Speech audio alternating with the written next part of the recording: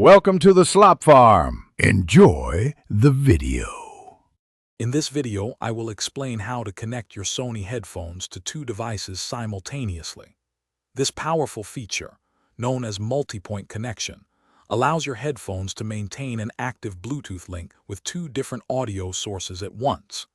It means you can seamlessly transition from listening to music on one device to taking a call on another, all without the hassle of manually disconnecting and reconnecting. It's perfect for staying productive and entertained. To begin, ensure you have the Sony Headphones Connect app installed on one of your devices, like your smartphone. Open the app and connect your headphones.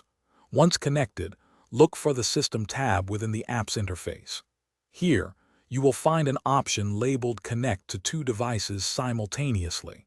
Simply toggle this switch to the on position to activate the multi-point feature. With multi-point enabled, you'll need to pair your headphones with both devices. Start by pairing your headphones with your first device, such as a laptop.